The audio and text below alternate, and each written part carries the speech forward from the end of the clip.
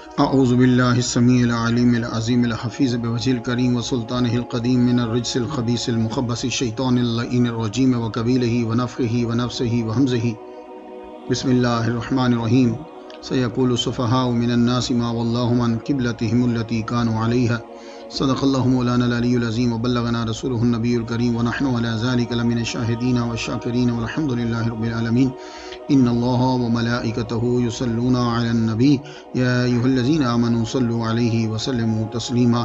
آپ سب میرے ساتھ مل کے ذرا بلند آواز سے ایک مرتبہ کم از کم درود پڑھ لیجیے۔ اللہم صلی علی سیدنا محمد و آباء محمد و آل محمد و صحب محمد وبارک وسلم۔ آج کی گفتگو دوسرا پارہ اور پہلا رکوع۔ سیقول السفہاء ان قریب کہیں گے، یقولو مضارع ہے، اس میں پریزنٹ اور فیوچر دونوں ہوتے ہیں، تو جب سین لگ جاتی ہے تو پھر وہ مضارع بن جاتا ہے، جو ہے نا وہ فیوچر بن جاتا ہے۔ ان قریب کہیں گے، کون؟ سفہاء، بے وقوف کہیں گے۔ معلوم ہوا کہ دین پر اور نبی پر اعتراض کرنے والے عقل مند نہیں ہوتے، خواہ ان کے پاس کتنی بھی ڈگری ہوں، کیونکہ وہ جتنے بھی اعتراض کرنے والے تھے وہ پڑھے لکھے لوگ تھے، ان کا نام اہل کتاب ہے۔ من الناس سے سارے نہیں کہیں گے، کچھ کہیں گے۔ ما واللہم عن قبلتہم التی کانوا علیہا، کس چیز نے پھیر دیا ان کو؟ جس قبلے پر وہ پہلے تھے اس سے کس نے پھیرا ان کو؟ کل فرما دیجئے للہ المشرق، یہ جو سمت مشرق ہے نا یہ بھی اسی کی ہے، والمغرب یہ بھی اسی کی ہے، دو سمتیں ہیں، کیونکہ ایک جو ہے وہ مشرق کی طرف منہ کرتا تھا، ایک جو ہے وہ مغرب کی طرف منہ کرتا تھا، شرقی اور غربی، ٹھیک ہے نا۔ یہدی من یشاء، اللہ تعالیٰ راہ دکھاتا ہے یا منزل مقصود تک پہنچاتا ہے جسے چاہتا ہے۔ وَكَذَلِكَ، اور اسی طرح جعلنا، ہم نے بنایا تمہیں امتم وسطن، عادل امت۔ میں وسط کا ترجمہ کیا کر رہا ہوں؟ عادل، کیونکہ آپ درمیانی نہیں ہو، عادل یا امپورٹنٹ، اہم۔ لِتَكُونُوا شُهَدَاءَ عَلَى النَّاسِ، تاکہ، کیوں بنایا تمہیں؟ کہ تم لوگوں پر جو ہے وہ گواہ ہو جاؤ۔ وَيَكُونَ الرَّسُولُ عَلَيْكُمْ شَهِيدًا، اور رسول جو ہے وہ تم پر گواہ ہو۔ وَمَا جَعَلْنَا الْقِبْلَةَ الَّتِي كُنْتَ عَلَيْهَا، جس قبلے پر تم تھے اسے ہم نے نہیں بنایا مگر اس لیے بنایا تاکہ ظاہر کر دیں، ہم ظاہر کر دیں کون اتباع کرے گا رسول کی یا کرتا ہے، ممن ينقلب علی عقبیہ، اور کون جو ہے وہ پلٹ جاتا ہے۔ وَإِنْ كَانَتْ لَكَبِيرَةً إِلَّا عَلَى الَّذِينَ هَدَى اللَّهُ، یہ بہت بھاری چیز ہے۔ لَكَبِيرَةً بڑی ہے، بڑی بھاری ہے، مگر ان پر بھاری نہیں ہے، ان پر بڑی نہیں ہے کہ جن کو اللہ تعالیٰ نے ہدایت دی۔ وَمَا كَانَ اللَّهُ لِيُضِيعَ إِيمَانَكُمْ، اللہ تعالیٰ جو ہے ان لوگوں کے ایمان کو ضائع نہیں کرے گا۔ کیا مطلب؟ یعنی جنہوں نے نمازیں پڑھی اور فوت ہو گئے ان کی نمازیں ضائع، عبادت ضائع نہیں ہوئی۔ ان اللہ بالناس لرؤوف رحیم، بے شک اللہ تعالیٰ جو ہے وہ لوگوں کے لیے رؤوف بھی ہے، لوگوں کے لیے رحیم بھی ہے۔ گفتگو میں برکت کے لیے ترجمہ پڑھا ہے، ویسے میں ترجمہ نہیں کر رہا، میں جو بھی گفتگو کرتا ہوں وہ خلاصہ ہوتی ہے، ٹھیک ہے، یہ میں برکت کے لیے کر رہا ہوں۔ اب آپ سنیے کہ گفتگو ہے کیا اس کے اندر۔ اس کے اندر جو مین چیز ہے نا وہ ہمارے حضور کی تعظیم، عزت اور مرتبہ اور تمہارا مقام جو ہے وہ واضح کیا گیا ہے۔ تو مسلمانوں آج دھیان سے اپنا مرتبہ سن لینا، تو جب کسی کو اس کا مرتبہ بتا دیا جائے نا تو پھر وہ اپنے مرتبے کو سوچتے ہوئے خود ہی شرمندہ ہوتا ہے اور وہ حرکتیں چھوڑ دیتا ہے۔ کبھی آپ نے سنا ابا جی اپنے بیٹے کو سمجھا رہے ہوتے ہیں، یا کوئی محلے کا بوڑھا سمجھا رہا ہوتا ہو، یار تم ایسی حرکتیں کر رہے ہو، تم جانتے نہیں تمہارا باپ کون ہے، تم جانتے نہیں کہ تمہارا بھائی کس مرتبے پہ آ رہا ہے، ٹھیک ہے نا؟ یہ کیا ہوتا ہے؟ یعنی اس بچے کو یہ بتلایا جائے کہ تیرا بڑا اعلیٰ مقام ہے، تو کیا حرکتیں کر رہا ہے۔ تو بس کچھ یوں ہی سمجھ لیجئے آج کے درس کو۔ ہوا کیا؟ محمد مصطفیٰ صلی اللہ علیہ وآلہ وسلم آپ نے 16.5 مہینے جس کو آپ 17 بھی کہہ لیتے، 16.5 مہینے نماز کی فرضیت کے بعد نماز پڑھی بیت المقدس جیروسلم کی طرف منہ کر کے۔ ویسے آپ آگے بھی نماز پڑھتے تھے، فرضیت سے پہلے بھی پڑھتے تھے، لیکن ہمارے حضور کا اسٹائل کیا تھا نماز پڑھنے کا؟ آپ خانہ کعبہ میں جب نماز پڑھتے تو اس کی ایک کارنر آپ کے سامنے رہتی اور سیدھا منہ جیروسلم کی طرف بھی چلا جاتا۔ کیوں؟ وجہ یہ تھی کہ آدم علیہ السلام سے لے کے موسیٰ علیہ السلام تک قبلہ یہی تھا جو اب آپ کا ہے خانہ کعبہ۔ غور سے سنیے گا اس مسئلے کو۔ آدم علیہ السلام سے لے کے موسیٰ علیہ السلام تک قبلہ یہی تھا جو اب ہمارا ہے۔ موسیٰ علیہ السلام سے لے کے عیسیٰ علیہ السلام تک قبلہ بن گیا جیروسلم جو بیت المقدس ہے۔ کچھ بات سمجھ میں آ گئی آپ کے؟ تو فخر کرو مسلمانوں، ابراہیم علیہ السلام کا قبلہ بھی یہی تھا، آدم علیہ السلام کا قبلہ بھی یہی تھا۔ آدم علیہ السلام سری لنکا سے پیدل چلتے تھے ہر سال خانہ کعبہ کی طرف۔ یہ خانہ کعبہ جو ہے نا، یہ سب سے پہلے فرشتوں نے بنایا تھا، فرشتوں کے بعد پھر آدم علیہ السلام نے بنایا۔ آدم علیہ السلام سری لنکا سے چلتے، اس لیے سری لنکا میں اور اس کے ارد گرد میں آپ کو مسالے خوشبودار بڑی زبردست، یہ اس پتے کی خوشبو ہے، اس پتے کی وجہ سے ہے جو پتا آپ لپیٹ کر جنت سے آئے تھے۔ تو وہ جو سری لنکا کی وہ جو 7,000 سے زیادہ فٹ بلند جو پہاڑی ہے، میں اس پہ گیا ہوں، منسوب تو کرتے ہیں نا لوگ، میں اس کے اوپر گیا۔ اللہ تعالیٰ انیس اشرفی صاحب کے درجے بلند فرمائے، انہوں نے میری بڑی مدد کی۔ وہاں مسجد مقبول میں نے تقریر بھی کی سری لنکا میں خاص اسی لیے میں گیا تھا۔ وہ ہمارے ابا آدم کا کہتے ہیں کہ پاؤں ہے، ٹھیک ہے، تو باپ کا پاؤں دیکھنے تو جانا چاہیے نا۔ وہاں سے آدم علیہ السلام چلتے، آپ ایک قدم کے بعد دوسرا قدم اٹھاتے تو 3 دن کی مسافت طے ہو چکی ہوتی تھی۔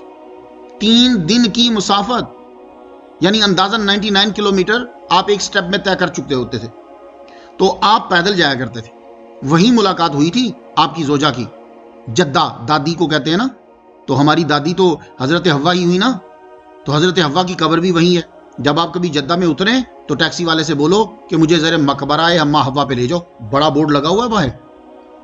میں وہاں فاتحہ پڑھ کے، کیونکہ میں جلسہ جب کر کے نکلا تو دیر ہو چکی تھی، انہوں نے بند کر دیا تھا۔ تو آپ جب جاؤ تو کبھی دن میں جانا، وہاں بورڈ لگا ہوا ہے، اندر اپنی دادی کی قبر پہ فاتحہ تو پڑھو۔ تو وہ جدہ اس کو کہتے ہی اسی لیے ہیں، دادی وہاں اتری تھی، اور آدم ابا ہمارے وہ کہاں؟ وہ سری لنکا میں۔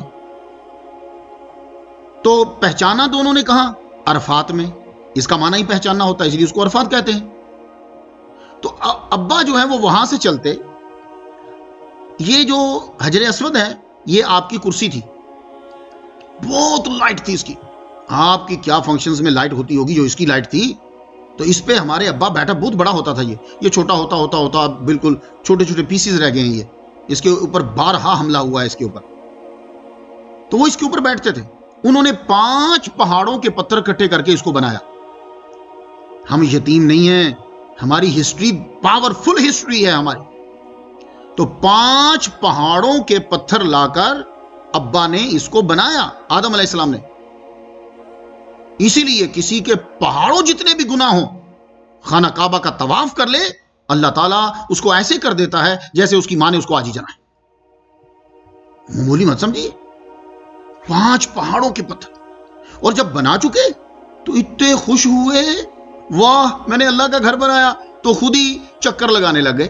حالانکہ چکر لگانا عبادت نہیں ہوتی، چکر لگانے سے آپ بچے کو منع کرتے ہو، اگر وہ بار بار گھوم رہا ہو نا آپ کے ارد گرد، چکر لگا رہا، کیا کر رہے ہو، بیٹھ جاؤ، یہی کہتے ہو نا۔ تو تعجب کی بات ہے بھئی، یہاں تو اپنے گھر میں بچے کو کہہ رہے تھے کیا چکر لگا رہا ہے، بیٹھ جا، وہاں جا کے خود چکر لگانے لگ گئے تم لوگ۔ اصل میں بات یہ ہے، ہمارے ابا اتنے خوش ہوئے، اب بندہ تو کوئی تھا نہیں جو ان کو داد دیتا، تو خود ہی خوشی سے چکر لگانے لگ گئے۔ تو اللہ کو اتنی ادا پسند آئی، کہا آدم تیری یہ ادا اب قیامت تک جاری رہے گی، جب تک یہ اٹھتا نہیں خانہ کعبہ، اٹھا نہیں لیا جاتا، ہر آدمی آ کر یہاں چکر لگائے گا۔ تو دیکھیے اب آپ وہاں اینٹی کلوک وائز چکر لگاتے ہیں۔ تو یہ خانہ کعبہ چلتا ہے، قبلہ چلتا ہے۔ ابراہیم علیہ السلام بھی ادھر ہی منہ کر کے نماز پڑھتے تھے، اسماعیل علیہ السلام بھی ادھر ہی منہ کر کے نماز پڑھتے تھے، یعنی ان کی جو بھی عبادت تھی۔ تو موسیٰ تک یہ رہا، پھر موسیٰ اور عیسیٰ تک وہ رہا، حضور چینج نہیں کرتے تھے۔ لیکن آپ کا دل چاہتا تھا کہ قبلہ یہ بن جائے جو ابراہیم علیہ السلام کا ہے. ٹھیک ہے، آپ سوچ رہے تھے، بیٹھے ہوئے تھے آپ، پیر کا دن تھا، آپ بیٹھے ہوئے تو جبریل علیہ السلام آئے.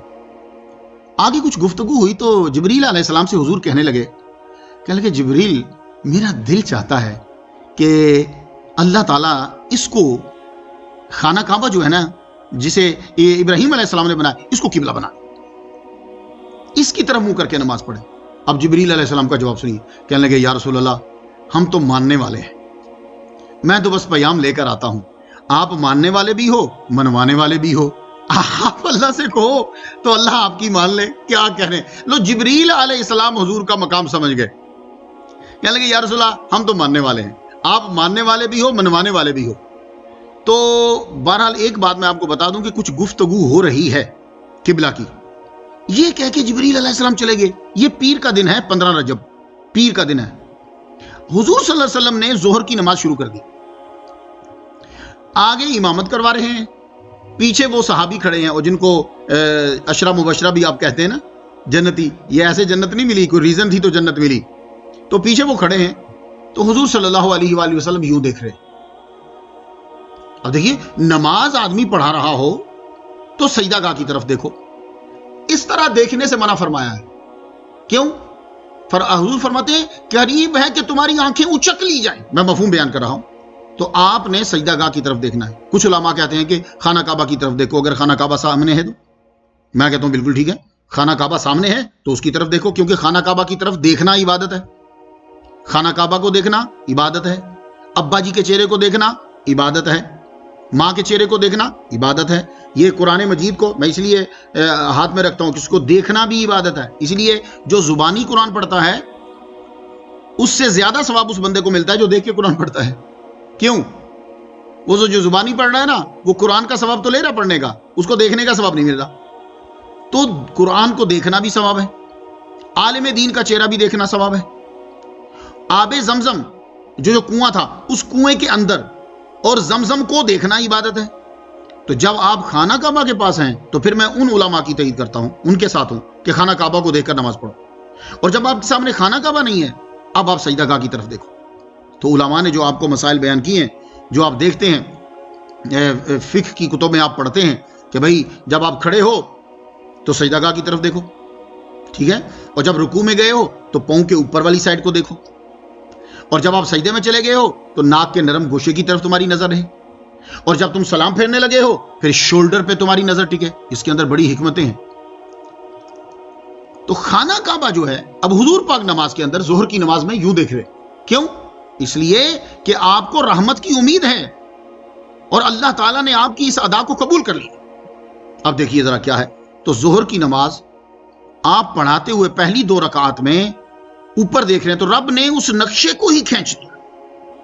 آپ کی ویڈیو تو ڈیلیٹ ہو سکتی ہے جناب، آپ کا کلپ تو ڈیلیٹ ہو سکتا ہے، آپ چڑھا بھی دو، ڈاؤن لوڈ بھی کر دو تو بھی ڈیلیٹ ہو سکتا ہے، لیکن یہ ڈیلیٹ نہیں ہو سکتا. یہ ایسا کلپ تھا، ایسا منظر تھا کہ قرآن مجید کے اندر رب تعالیٰ نے اس کو بند کر دیا. قد نرا تقلب وجہک فی السماء، ہم آپ کا چہرہ، اللہ اکبر، کیا کہنے، ہم آپ کا چہرہ دیکھ رہے ہیں آسمان کی جانب پھرتا ہوا. یوں دیکھ رہے ہیں، یہ جو آپ بار بار اوپر دیکھ رہے ہیں نا، ہم دیکھ رہے ہیں اسے. اللہ اکبر جل شان. فَلَنُوَلِّيَنَّكَ قِبْلَةً تَرْضَاهَا، ہم ضرور بھر ضرور بنا دیں گے. لام تقید ہے، نون سکیلہ ہے. اب یہ کیا ہے؟ یہ ہمارے مدرسین جو ہیں یہ وہ سمجھیں گے. محمد حسن رضا قادری صاحب بنگلور سے ہمارے ساتھ درس میں شریک ہوتے ہیں. یہ مرکزی مدرس ہیں مدرسہ معراج المومنین بنگلور کے. یہ جو علماء ہوتے ہیں نا، ان میں گفتگو کرنے کا مزہ آتا ہے. یہ نہیں کہ ان کو آتی نہیں ہے، اور یہ ان کی عزت کیا کرو. ان لوگوں کی تعظیم، ان کو پیسے دینا، ان کی خدمت کرنا، نعت خانوں کو پیسے دینے سے زیادہ ثواب ہوتا ہے. یہ جو مدرس ہوتے ہیں یہ اصل عالم دین ہوتے ہیں. ہم لوگ بھی نہیں ہیں، ہم تو مقرر ہیں. کتابیں کب پڑھی تھی بھول بھی گئیں. یہ روزانہ بیٹھ کر لوگوں کو مسلمان بنا رہے ہوتے ہیں. اس لیے جس ملک کے آپ سن رہے ہو، آپ کے ملک میں جو مدرس ہے شیخ الحدیث میرے نزدیک ولی کامل ہوتا ہے. کتب پڑھانے والا دین کی یہ ولی کامل ہوتا ہے. اس کو 1 روپیہ دینا 70,000 روپے دینے سے افضل ہوتا ہے. دوسرے کو اگر دی آپ نے خیرات کی. یہ مرشد محمد زبیر نقشبندی عطاسی مالکی مدّ نے مجھے ایک کتاب دکھائی تھی عربی کی جب میں کیلیفورنیا میں گیا. اس میں لکھا ہوا تھا عالم دین کو جب 1 روپیہ دیتے ہو تو وہ 70,000 گنا اجر اس کا ملتا ہے، ورنہ 10 ہے. اس لیے عزت کیا کرو ان کی. اب آپ وہ سمجھیں گے جو طلبہ ہیں، لام تقید بنون سکیلا، ہم ضرور بر ضرور پھیر دیں گے آپ کو اسی قبلے کی جانب، ترداہا، جس پہ آپ کی مرضی. یعنی آپ انتظار کر رہے ہو، ہم سمجھ گئے ہیں. بس دیکھیے رب تعالیٰ کی کتنی محبت ہے محمد مصطفیٰ صلی اللہ علیہ وسلم سے کہ آپ صرف یوں چہرہ کر رہے ہیں تو رب کہہ رہا ہے کہ ہم آپ کی مرضی سمجھ گئے اور مرضی پوری بھی کر دیں گے. یہ ہے ہمارے محمد مصطفیٰ صلی اللہ علیہ وسلم کا مرتبہ، مرضی پوری کر دیں گے. لو مرضی پوری ہو گئی، فول وجہہ کا، پھیر لو اپنا چہرہ. پہلے فرمایا کہ مرضی پوری کر دیں گے، اب آرڈر آ گیا فول وجہہ کا شطر، فولی امر ہے، پھیر لو. اب حضور صلی اللہ علیہ وسلم اس وقت 2 رکعت پڑھا چکے تھے ظہر کی، 2 باقی بچی ہوئی تھی. رب نے اپنی عبادت رکوا دی، عبادت کو سٹاپ لگوایا، کہا فول وجہہ کا، اے محمد مصطفیٰ ہماری عبادت روکیے، پہلی اپنی مرضی کو پورا کیجیے. تو سرکار نے اللہ کی عبادت کو روکا، اپنی مرضی پوری کی. اپوزٹ سائٹ، یہاں ایک نقطہ سن لیجیے، اپوزٹ سائٹ ہے، یعنی جدھر عورتیں تھیں نماز پڑھ رہی وہاں مرد پہنچ گئے، جہاں مرد نماز پڑھ رہے تھے اس سمت میں عورتیں چلی گئیں. اپوزٹ بالکل ہو گیا، مشرق سے مغرب، بالکل ادھر ہے تو ادھر. اب اگر مسجد قبلتین میں آپ جائیں تو آپ کو دونوں قبلے وہاں نظر آئیں گے، بالکل اپوزٹ سمت ہے.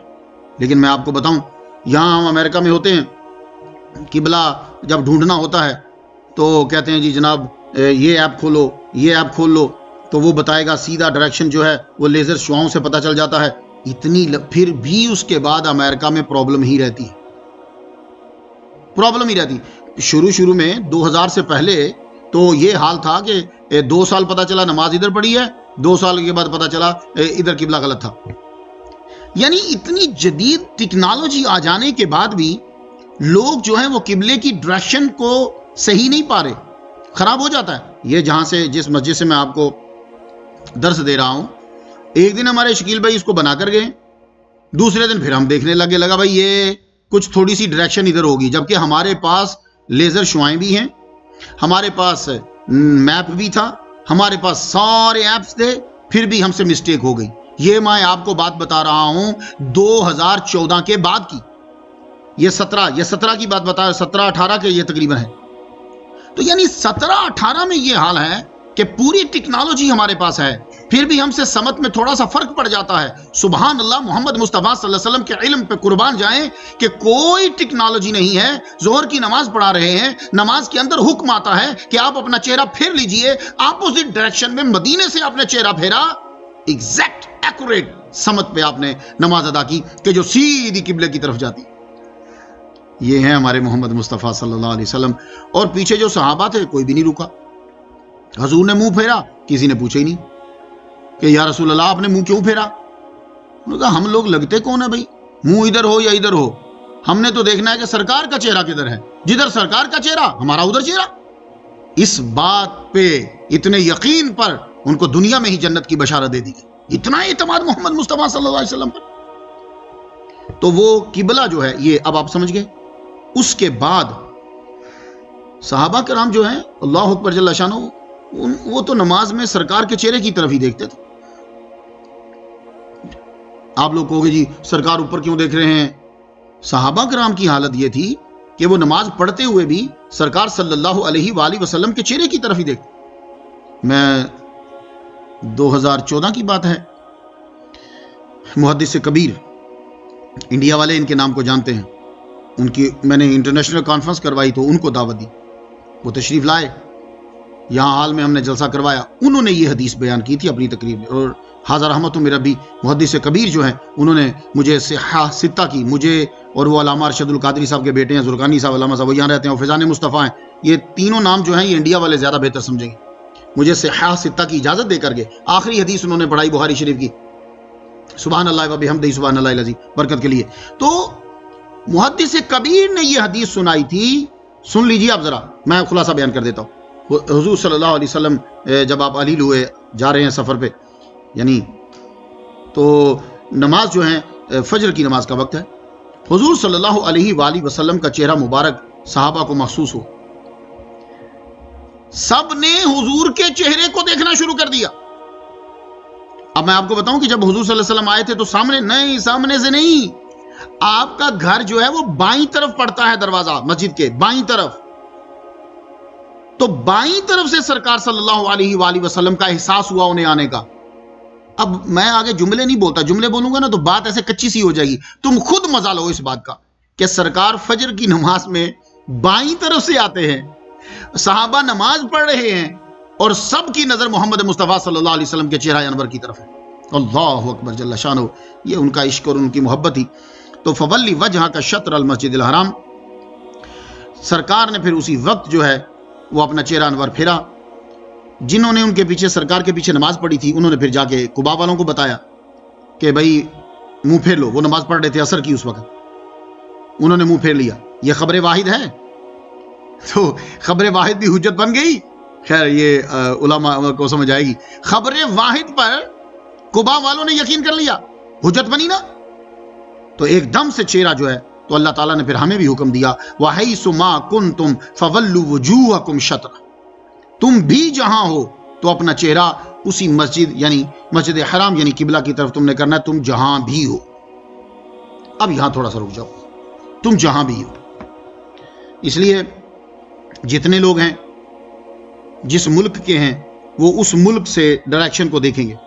ہم نارتھ ایسٹ کو دیکھتے ہیں، امریکہ میں جو رہتے ہیں، پاکستان والے جو ہیں وہ جس میں دروازہ ہے جس دیوار میں وہ اس طرف، اسی طرح انڈیا والے بھی کسی دیوار کی طرف منہ کرتے ہیں خانہ کعبہ کی۔ سارا خانہ کعبہ تو سامنے نہیں آئے گا، کوئی ایک آدھ دیوار آئے گی نا، کوئی سائڈ آئے گی، تو آپ لوگوں نے بھی منہ ادھر ہی کرنا ہے تاکہ اجتماعیت ہو جائے۔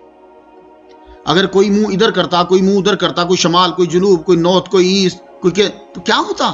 ایک ہی مسجد کے اندر 4 سمتوں میں منہ ہوتے؟ نہیں، کنسنٹریشن، ایک جگہ ایک طرف منہ کرو۔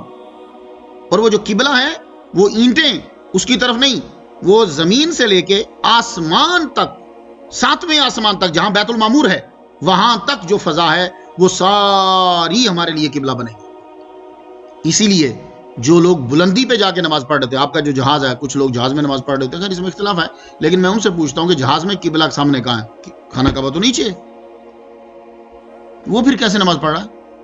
لیکن یہاں ایک بات ہے، یہ مسئلہ اٹھا جب ملیشیا سے ڈاکٹر مظہر جو ہیں شکور صاحب، وہ سپیس میں جا رہے تھے، اس وقت یہ مسئلہ اٹھ گیا۔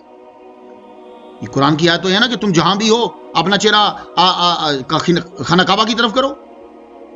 18 آدمی مسلمان جو ہیں، 18 یہ سپیس میں جا چکے ہیں، ان میں سے ایک انوشا ایرانی، یہ لڑکی بھی ہے، 20 بڑی امیر تھی اس لیے اس نے $20 ملین دیے۔ اگر آپ کو سپیس میں جانا ہے نا تو $20 ملین آپ کے پاس ہوں تو آپ جا سکتے ہو، آہستہ آہستہ یہ سستا ہو جائے گا۔ ابھی کرایہ $20 ملین ہے سپیس میں جانے کا، وہ انوشا ایرانی نے اتنا ہی دیا، ایک اور آدمی بھی گیا، اس نے بھی $20 ملین دیا، لیکن ان لوگوں کو کوئی فرق نہ پڑا۔ مسئلہ تب اٹھا کہ جب ملیشیا سے یہ سرجن گیا، یہ ڈاکٹر جب گیا، کیا لگا بھائی میں تو نماز پڑھنی ہے وہاں، اور قدرتی طور پہ روزے بیچ میں آ رہے تھے، بولا میں تو روزے رکھوں گا وہاں۔ اب مسئلہ بن گیا، چھوٹی موٹی رقم تو نہیں بھائی، $20 ملین سے زیادہ پے کیا ہے۔ اب یہ کہہ رہا ہے میں نے نماز پڑھنی، پوری ملیشیا کے ملک کی عزت ہے کہ وہاں سے ایک آدمی جا رہا ہے سپیس پہ۔ اب سارے علماء بٹھا لیے ملیشیا میں اکٹھے کر لیے، بھائی یہ صاحب جا رہے بولے میں روزے بھی رکھوں گا اور بول رہا میرے کو نماز بھی پڑھنی ہے، اور نماز پڑھنی ہے، نماز کے لیے قبلہ چاہیے، بلاؤ اب کیا کریں۔ تو یہاں ہر 90 منٹ کے بعد اوپر سورج ڈوبتا بھی ہے اور سورج نکلتا بھی ہے، بتاؤ اب کیا کرو گے؟ جب آپ سپیس میں جاتے ہیں نا، ہر 90 منٹ کے بعد سورج ڈوب بھی رہا ہے، کئی سورج ڈوب بھی رہے، نکل بھی رہے، نکل رہا، ڈوب رہا، اس کو چھوڑو۔ آپ کہیں گے چلو یہ تو نے کتابوں میں پڑھا، میں ناروے تقریر کرنے کے لیے گیا، آرکٹک ناروے میں مسجد ہے بالکل پولیس اسٹیشن کے سامنے، تراویح پڑھ کے نکلے، ساتھ ہی سورج نکل آیا۔ لو، تراویح پڑھ کے نکلے، ساتھ ہی سورج نکل آیا، اب کیا کرو گے؟ یہ میں آپ کو دنیا کی بات بتا رہا ہوں، ٹھیک ہے نا، زمین پہ آ جاؤ، کیا کریں گے؟ تو ہم نے جب ایم اے کیا تھا ماسٹر، تو یہ کویشچن تھا، مدارس کے اندر بھی یہ کویشچن آتا تھا تو شاید اب بھی آتا ہو. جو طلبا ہیں انہیں پوچھا جاتا ہے کہ جہاں سورج ڈوبتا ہی نہیں ہے تو وہاں نماز کیسے پڑھو گے بھائی تم لوگ؟ 6 مہینے سورج رہا، کیسے نماز پڑھو گے تم لوگ؟ تو اس کویشچن کا جواب دینا ہوتا. اس دور میں یہ بڑا ٹاپ کا کویشچن تھا. تو جتنے سن رہے ہیں آپ لوگ، یہ درس ہے، وہ خطابت نہیں ہے. اس لیے آپ کو سیکھنا ہے. اس میں یہ مائنڈ بنا کے بیٹھا کریں، یہ مائنڈ بنا کے نہ بیٹھا کریں کہ ابھی ذہنی عیاشی ہوگی. نہیں، ایسا نہیں ہے. اب جب یہ، پہلے میں اس کا جواب دے لوں آپ کو. یہ ملیشین سپیس میں جا رہا، وہاں جا کے رہا، تو علماء نے کہا جی کیا کریں؟ تو ایک صاحب بولے، کہنے لگے کہ پروجیکشن، کوئی پکچر سامنے رکھ کے تو یہ نماز شروع کر دے. نہیں، یہ بات نہیں، مجھے دل کو نہیں لگی یہ بات کہ ایک پکچر سامنے رکھ دی اور یہ اوپر نماز پڑھنے لگ جائے. ایسا نہیں ہے. دلائل دیتے رہے. ایک صاحب کہنے لگے کہ زمین کی طرف منہ کر کے یہ نماز پڑھے. کچھ دل کو لگتی ہے بات، کچھ، کہ زمین کی طرف، چونکہ خانہ کعبہ ہے، یہ زمین کی طرف منہ کر لے. لیکن ہو سکتا ہے کہ جب وہ موو کر آربٹ میں چل رہا ہے، جب وہ تو ایک دم سے 180 ڈگری کبھی کہیں تو کیا ہوگا پھر؟ اگر زمین اوپر چلی گئی یا اسے معلوم نہ ہوا. تو میرے ذہن میں جو بات آتی ہے، جو میں آپ کی نظر کر رہا ہوں، وہ کیا ہے؟ وہ کیا ہے؟ للہ المشرق والمغرب. مشرق اور مغرب اللہ کے ہیں، باتیں سمتوں کی نہیں ہیں. اینما تولوا فثم وجہ اللہ. سپیس میں جب آپ پہنچتے ہو تو پھر آپ کا جو قبلہ ہے وہ آپ اپنی تھنکنگ کر لو. ایک دفعہ تھنکنگ کر لو. تھنکنگ کرنے کے بعد اب آپ، اللہ ہر جگہ ہے، اینما تولوا فثم وجہ اللہ، اب عبادت کیجیے، کیونکہ آپ کے لیے مسئلہ بن رہا ہے. لیکن مسئلہ دوسرا جو ہے وہ رہا. چلو خانہ کعبہ کا تو حل ہو گیا، منہ تو چلو کر لو، اینما تولوا فثم وجہ اللہ. جیسے ایک آدمی جنگل میں جا رہا ہے، اس آدمی نے تھنکنگ کی. تھنکنگ کرنے کے بعد اسے پتا چلا میں نے تو نماز غلط پڑھی ہے، تو اس کی نماز ہو گئی. غور سے سنیے سب لوگ. آپ جنگل میں جا رہے ہو، آپ کے پاس کوئی سیل بھی نہیں ہے، تو آپ تھنکنگ کرو گے کہ یار اس وقت لائٹ ادھر ہے. چاہے غلط سے تھنکنگ ہو، تھنکنگ کرنا ضروری ہے. اسلام تھنکنگ کو مانتا ہے. تمہاری سوچ صحیح ہے تو باقی چیزیں وہ اگنور کر دے گا. تو اب اس نے سوچا. ایک آدمی ہے، اس نے سوچا ہی نہیں، کھڑا ہو گیا نماز پڑھنے. دوسرے بندے نے آگے بتایا تو غلط منہ کر کے نماز پڑھ رہا تھا، اس کی نماز نہیں ہوئی، اس کو پھر پڑھنی پڑے گی. یہ مسئلہ سب یاد رکھیے. کیا کہا میں نے؟ ایک آدمی ہے کہ اس نے تھنکنگ کر کے غلط ڈائریکشن پہ نماز پڑھی، اس کی ہو گئی ہے، وہ لٹائے گا نہیں. ایک ہے کہ اس نے تھنکنگ نہیں کی اور غلط ڈائریکشن پہ نماز پڑھ لی، وہ پلٹائے گا اپنی نماز. اور پھر ایک اور مسئلہ سن لو. آپ تھنکنگ کر رہے تھے، ڈائریکشن آپ نے ایک بنائی، دوسری رکعت میں ذہن میں آیا نہیں ادھر نہیں ہے، آپ کو فوراً دوسری رکعت میں منہ موڑنا ہے. تیسری رکعت میں آپ نے تھنکنگ آئی ایک دم، وہ نہیں یہ نہیں تھا، آپ کو تیسری میں پھر منہ پھیر لینا ہے. تو اس کی بنیاد یہی ہے، فولی وجہ کا شطر المسجد. سن رہے ہیں آپ کی تھنکنگ کی کتنی پاور ہے جناب. مسلمان کی سوچ میں پاور ہے. مسلمانوں، خود کو یتیم سمجھنا کب سے شروع کر دیا تم نے؟ کتنی پاور ہے تمہاری. کتنے اونٹ ہیں راجستھان میں؟ بھائی انڈیا والوں کو تو پتا ہوگا نا، ان کا تو بزنس اسی پہ چلتا. کتنے اونٹ ہیں؟ لیکن کوئی اونٹ اللہ کا شاعر اللہ نہیں ہے. کوئی اونٹ بھی شاعر اللہ نہیں. لیکن ایک مسلمان راجستھان کا اٹھا، اس نے تھنکنگ کری کہ یہ اونٹ میں نے مکہ میں ذبح کرنا ہے. اسی وقت وہ شاعر اللہ بن گیا، اس میں سے بن گیا. اب اس کی اونٹ کی عزت کرنی ہے. جو عزت کرے گا وہ متقی ہوگا. جائیے اپنی مسجد کے مولوی صاحب سے پوچھ لیجیے گا، یا میں جو مسئلہ بیان کر رہا ہوں، کہ تم نے یہ کہا کہ میں اس اونٹ کو جا کے مکہ میں ذبح کروں گا. وہ اونٹ تمہاری سوچ کی وجہ سے، حالانکہ آوارہ پھر رہا تھا، تم جو مرضی کرو اس کے ساتھ، آوارہ پھر رہا تھا، لیکن جب تم نے سوچا اب یہ شاعر اللہ میں سے ہو گیا ہے. لا تحل شاعر اللہ، یہ پوری آج جا کے سنیے گا، مولوی صاحب سے پوچھیے گا. یہ اونٹ اب اس کی عزت کرو. اس کی عزت کرنا تمہارے دل کا تقوی ہے. اتنی پاور ہے مسلمان تیری سوچ کے اندر، اور تو اپنی سوچ کو فضول چیزوں پہ لگا رہا ہے. تو اب مسئلہ یہ آ گیا کہ وہ جو ایسٹروناٹ تھے وہ کہنے لگے تو میں ٹائمنگ کیا کروں گا جی؟ پھر ٹائمنگ کیا کروں گا؟ وہاں تو ہر 90 منٹ کے بعد سورج نکل بھی رہا ہے اور ڈوب بھی رہا ہے. یہ ناروے کے اندر ادھر تراویح پڑھ کے ہٹے، ادھر سورج نکل آیا، تو کیا کریں گے یہاں؟ تو جو مجھے چیز اچھی لگی، مجھے جو پوری تحقیق کے بعد، وہ یہ ہے کہ وہ جو ایسٹروناٹ جو ہے، جو سپیس پہ جا رہا ہے، وہ اپنے ملک کی ٹائمنگ کو ساتھ لے جائے. مجھے یہ بات اچھی لگی ہے.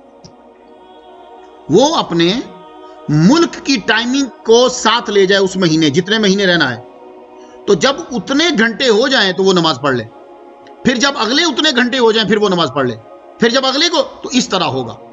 اب جیسے آرکٹک والے جو ہیں وہ نماز پڑھ رہے ہیں, ادھر تراویح پڑھ کے ہٹے, ساتھ ہی صبح فجر کی نماز ہو گئی, یا جہاں سورج نہیں ڈوب رہا تو وہ کاؤنٹنگ کرتے ہیں ساتھ والے ملک کی. یہ جواب ہے اس کا, ساتھ والے ملک کے ساتھ وہ رابطہ کریں گے, اس کے حساب سے وہ چاہے دن ہے یا جو بھی ہے وہ اپنا کام کرتے چلے جائیں گے. تو مسلمانوں, آپ نے قبلہ کی طرف منہ کرنا ہے, وہاں سے شعاعیں نکلتی ہیں, اس لیے کعبہ کی طرف تھوکنا منع ہے. یہ یاد رکھیے گا, ایک صحابی نے تھوکا, حضور صلی اللہ علیہ وسلم نے منع کر دیا, اس کے پیچھے کوئی نماز نہ پڑھے. اور خانہ کعبہ ہمارے نبی سے افضل نہیں ہے, اللہ اکبر جل شانہ, ایک مومن سے بھی افضل نہیں ہے. جائیے ترمذی اور ابن ماجہ دونوں کتابیں نکال کے پڑھ لیجئے. اے کعبہ تیری حرمت ہے, لیکن ایک مومن عبد جو ہے اس کی عزت اللہ کے نزدیک تجھ سے زیادہ ہے. جملہ نہ ہو تو میں مجرم. تو جب خانہ کعبہ سے افضل ایک کامل مومن ہے تو محمد مصطفیٰ صلی اللہ علیہ وآلہ وسلم کا کتنا مقام ہوگا. تو جب اس صحابی نے, وہ امام ہیں, صرف خالی صحابی نہیں ہے, امام ہیں, حضور نے فرمایا ان کے پیچھے نماز نہیں پڑھنی. کیوں؟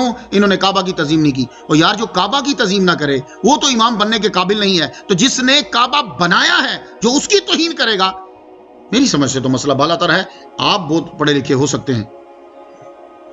تو کعبہ, یہ یاد رکھیے گا, محمد مصطفیٰ صلی اللہ علیہ وآلہ وسلم کی عظمت کو یہ قبلہ بتاتا رہے گا. میں کعبہ بنا ہوں تو محمد مصطفیٰ صلی اللہ علیہ وسلم کی نظر کرم کی وجہ سے میں بنا ہوں, یہ وہ بتاتا رہے گا آپ کو. تو اس لیے مسلمانوں, محمد مصطفیٰ صلی اللہ علیہ وسلم کی تعظیم کرو. یہ ان کا وسیلہ تمہیں بتا رہا ہے کہ اس کی عظمت ان کی یہی وجہ ہے. تفسیر عزیزی پڑھ لیجیے گا جا کے, سیقول السفہاء دوسرا پارہ ہے, یہ میں علماء کے لیے بتا دیتا ہوں. اس میں ہے کہ خانہ کعبہ, کچھ چیزیں ہیں کہ جب قرب قیامت وہ اٹھا لی جائیں گی. یہ خانہ کعبہ بھی اٹھا لیا جائے گا, فرشتے اٹھا کے لے جائیں گے. تو تفسیر عزیزی میں لکھا ہوا ہے کہ یہ خانہ کعبہ جب اٹھا کے لے جائیں گے تو وہ کہے گا مجھے مدینے سے لے کے جاؤ, وایا مدینہ, میں پہلے مدینہ جاؤں گا. تو یہ حضور کے روضہ اطہر کے سامنے فرشتوں کو رکوائے گا, فرشتے رکیں گے, اور خانہ کعبہ یہ کہے گا السلام علیکہ یا رسول اللہ, اے اللہ کے رسول تجھ پر سلام ہو. تو قبر انور سے آواز آئے گی اے اللہ کے گھر تجھ پر بھی سلام ہو. اللہ اکبر جل شانہ. اب جاؤ تفسیر عزیزی پڑھو, نہ ہو تو میں مجرم ہوں, ہو تو پھر خود کچھ خدا کا خوف کر لو. حضور پوچھیں گے خانہ کعبہ میرے بندوں نے تیری عزت کی, تیرا طواف کیا, بتا اب تو کیا اجر دے گا ان کو, تو ان کے لیے کیا کرے گا؟ تو خانہ کعبہ کہے گا اے یا رسول اللہ, اللہ کے رسول جنہوں نے میرا طواف کیا ہے میں قیامت کے دن ان کی سفارش کروں گا. تو حضور دیکھو, حضور کو کہاں کہاں ہم یاد ہیں, تو پھر ہماری بات پھر آ گئی. تو حضور پوچھیں گے تو جنہوں نے تیرا طواف نہیں کیا وہ غریب تھے بیچارے. لو بھائی, خانہ کعبہ جیسا بھی کوئی ذہین میں نے نہیں دیکھا. کیا غضب کا جواب دے گا خانہ کعبہ. حضور پوچھ رہے ہیں کہ جو تیرے پاس طواف کرنے آ گئے ان کی تو سفارش کر دے گا, جو میرے امتی تیرے پاس نہیں آ سکے, غریب تھے یا کسی وجہ سے نہیں آ سکے, ان کا کیا بنے گا؟ خانہ کعبہ بھی کو سنی لگتا ہے. خانہ کعبہ یہ کہے گا یا رسول اللہ جو طواف کر چکے ان کی تو میں کروں گا, اور جو آپ کی امت میں سے طواف نہیں کر پائے ان کی سفارش آپ کریں گے. یہ ہیں ہمارے محمد مصطفیٰ صلی اللہ علیہ وسلم. لو ٹائم ذرا لمبا ہو جاتا ہے, میں نہیں چاہتا کہ آپ کا زیادہ ٹائم لوں, تو یہ ذرا سن لیجیے, اپنی تعریف سن لو اب سارے. یہ اب دھیان دینا آپ نے, میں اس طرف آپ کو لے آیا. وَكَذَلِكَ جَعَلْنَاكُمْ أُمَّةً, یہ کاف تشبیہ کا ہے, ذالکہ اس میں اشارہ ہے. اب ترجمہ اگر پڑھا رہا ہوں تو پھر اور انداز ہوتا ہے, یہ صرف سب کو لیکچر دینا ہوتا ہے, اس لیے انداز تھوڑا سا بدل لیتا ہوں. یہ تشبیہ کس سے ہے بھائی؟ پیچھے تو ایسا یقول السفہاء من الناس, یہ اب علماء کے لیے آ گیا. یہ تشبیہ کس سے ہے, اشارہ کس کی طرف ہے؟ فولی وجہ کا شطر المسجد الحرام تو آگے ہے. اصل میں یہ مسلمانوں تمہیں بتایا گیا, یہ محذوفات بھی ہوتے ہیں, یہ پڑھنے ہوتے ہیں. یہ تمہیں بتایا گیا جس طرح ابراہیم علیہ السلام کو عزت دی, جس طرح خانہ کعبہ کو عزت دی, اے مسلمانوں اسی طرح تمہیں بھی عزت دی. وہ کیا عزت ہے؟ جعلناکم امۃ وسطا, ہم نے تمہیں امت وسط بنا دیا. امت وسط, وسطن کا معنی ڈکشنری میں جاؤ گے تو اس کا معنی بیچ ہے, درمیانہ. تو درمیان جو ہے وہ بیچ میں ہوتا ہے, ٹھیک ہے. تو تم تو بیچ میں ہو ہی نہیں، تم تو آخری امت ہو، تمہارے بعد تو کوئی ہے ہی نہیں، تو تمہیں قرآن مجید کیوں کہہ رہا امت وسط؟ سنو، تمہیں امت وسط اس لیے کہہ رہا ہے کہ ہر ایک کا رجوع تمہاری طرف ہوگا، تم عادل ہو، تمہارے عقائد جو ہیں، اعمال جو ہیں وہ بڑے اعلیٰ ہیں، اس لیے تمہیں امت وسط کہا گیا ہے۔ کوئی بندہ چلتا ہوا آپ سے پوچھ لینا آپ امت وسط کہاں کو ہیں بھائی، آپ تو اینڈ پہ آئے ہو، تو بولو اس لیے کہا کہ ہم عادل ہیں۔ اب میں آگے پیچھے جو چل رہی ہے نا بات، اس کے لحاظ سے میں اس کا ترجمہ عادل کروں گا۔ عادل، آپ عادل ہو، وہ کیسے؟ تمہاری گواہی جو ہے سچے مسلمان کی، متقی کی گواہی قیامت کے دن قبول ہوگی۔ لو مسلمانوں، اپنا مرتبہ سمجھ لو، ٹائم زیادہ ہو گیا ہے۔ تمہارا مرتبہ معلوم ہے کیا ہے؟ میں ذرا ایک دفعہ برکت کے لیے پڑھ لو۔ وَيَكُونَ وَسَطًا لِتَكُونُوا شُهَدَاءَ عَلَى النَّاسِ، تاکہ تم ہو گواہ لوگوں پر۔ یہ کیا بات ہے؟ چلیے تفاصیل پڑھ لیجئے گا۔ یہ بات اصل میں یہ ہے کہ جب قیامت کا دن ہوگا، سوا نیزے پہ سورج ہوگا، نفسا نفسی کا شور ہوگا، اس سے اللہ تعالیٰ پوچھ رہا ہوگا۔ اللہ تعالیٰ موسیٰ علیہ السلام کی قوم کو، یہ فار ایگزامپل موسیٰ علیہ السلام کی قوم کو بلائے گا، موسیٰ کے اندر فرعون بھی ہے، اے میرے موسیٰ نے پیغام دیا تم لوگوں کو، تبلیغ کی؟ نہیں، کوئی نہیں دی۔ بڑے بڑے کذاب آدمی ہیں بھائی، اللہ کے سامنے بھی جھوٹ بولیں، نہیں موسیٰ نے کوئی تبلیغ نہیں کی۔ نوح علیہ السلام کی قوم، اے نوح علیہ السلام کی قوم، میرے نوح نے تبلیغ کی تھی، تمہیں بتایا تھا میرے بارے میں؟ نہیں کوئی نہیں بتایا تھا۔ صاف مکر جائیں گے۔ انبیاء پھر کہیں گے یا اللہ پاک ہم نے تیرا پیغام پہنچایا ہے، اللہ فرمائے گا گواہ کون ہے تمہارا؟ اب آپ کہیں گے جی اللہ نبیوں کی نہیں مانے گا۔ نہیں یہ بات نہیں ہے بھائی، عدالت ہے نا۔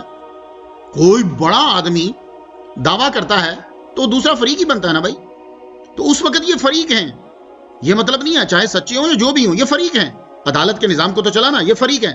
اب کوئی اور آ کر گواہ بنے گا، یہ خود ہی تو نہیں نا گواہ بن جائیں گے۔ تو سارے انبیاء کہیں گے محمد مصطفیٰ کی امت کو بلائیے۔ اللہ اکبر جل شانہ۔ مسلمانوں، اتباع تم کرتے تو یہ تمہارا سٹیٹس ہے، یہ مقام ہے کہ قیامت کے دن کامل متقی کو بلایا جائے گا۔ آؤ سب کٹھے ہو، جس میں صحابہ ہیں، اولیاء ہیں، ہمارے خواجہ معین الدین اجمیری ہیں، سارے کامل متقی۔ ہاں بھائی، یہ موسیٰ علیہ السلام نے، آدم صفی اللہ نے، نوح نجی اللہ نے، موسیٰ کلیم اللہ نے، عیسیٰ روح اللہ نے، انہوں نے پیغام پہنچایا۔ سب لوگ امت مصطفیٰ کہے گی ہاں پہنچایا۔ آگے سے کافر بولیں گے یا اللہ تو ان کی گواہی قبول کر رہا ہے، یہ تو تھے ہی نہیں۔ موسیٰ کے دور میں ابو بکر صدیق کہاں تھے؟ عیسیٰ کے دور میں کہاں تھے؟ اب اللہ بھی کہے گا بات تو ٹھیک ہے، عدالت بات تو ان کی بالکل ٹھیک ہے۔ اب جب تم نے یہ گواہی دی تو وَيَكُونَ الرَّسُولُ عَلَيْكُمْ شَهِيدًا، پھر محمد مصطفیٰ صلی اللہ علیہ وآلہ وسلم کو بلائے۔ کیوں؟ اللہ پوچھے گا تم تو واقعی تھے تو نہیں، تو گواہی کیوں دے رہے ہو؟ سب کہیں گے یا اللہ ہمیں ہمارے نبی نے بتایا، ہمارے نبی محمد مصطفیٰ صلی اللہ علیہ وسلم نے بتایا ہے، اور ہمیں یقین ہے ان کی بات، انہوں نے سچ کہا، جب انہوں نے کہا تو یہ پیغام پہنچا ہے۔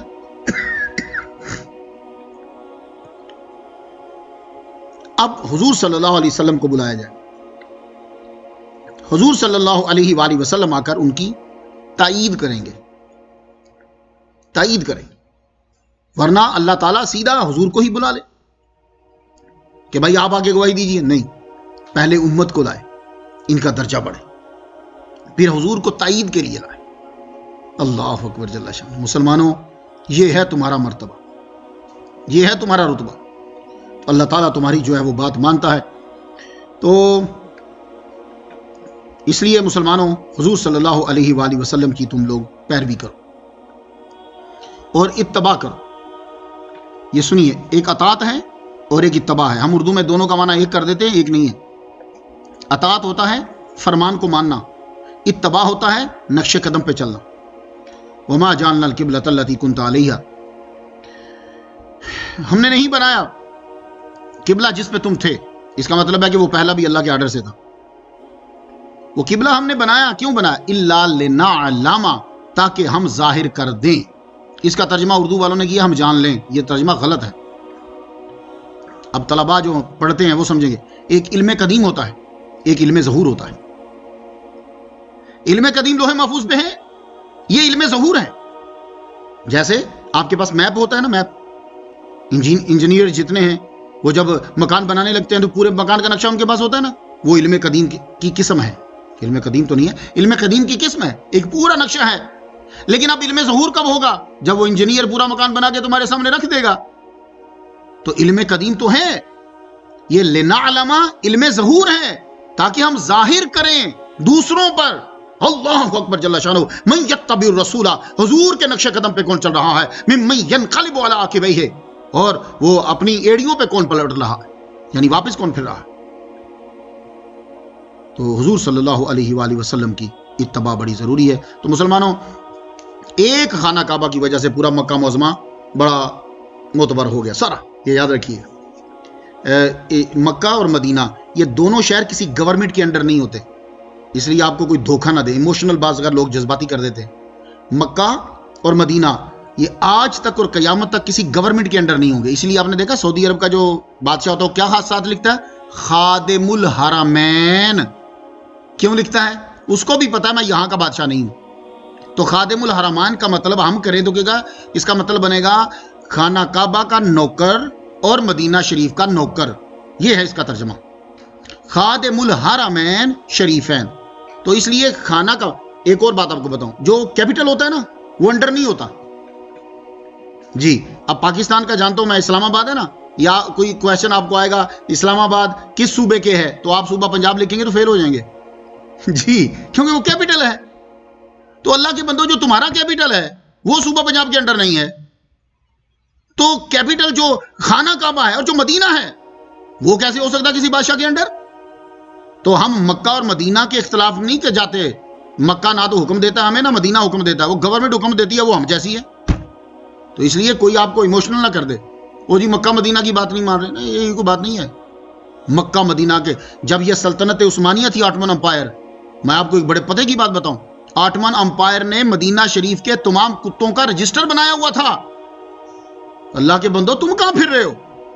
انہوں نے پورے کتوں کے رجسٹر بنائے ہوئے تھے، نام تھے کہ فلاں گلی میں اتنے کتے ہیں، فلاں گلی میں اتنے کتے ہیں، اور گورنمنٹ ان کو کھانا پہنچاتی تھی. اور یہ پاکستان سے جب کوئی جاتا اور ان کتوں کو کھانا ڈالتا، مدینے کے کتے ان کا کھانا نہیں لیتے تھے. کہاں پھر رہے بادشاہوں؟ مکہ مدینہ کسی گورنمنٹ کے انڈر نہیں ہوتا. ایک خانہ کعبہ ہے، اس کی وجہ سے سارا مکہ معزز ہو گیا. حالانکہ وہاں روڑیے ہیں، وہاں ریسٹ رومز بنے ہوئے ہیں، لیکن وہ ایک خانہ کعبہ ہے، اس نے افضل کر دیا. محمد مصطفیٰ صلی اللہ علیہ وآلہ وسلم کی وجہ سے یہ امت افضل ہو گئی، اور اس امت میں اس دیوار کے سائے میں ولایت آئی. بڑے غور سے نکتہ سنیے گا، دیوار کے سائے میں ولایت ہوتی ہے. نبوت کا دیوار نبوت جو ہے نا، اس کا سایہ ولایت کہلواتا ہے. خواجہ معین الدین اجمیری، داتا حجویری، غوث چلی، مولا علی، یہ دیوار نبوت کے سائے ہیں.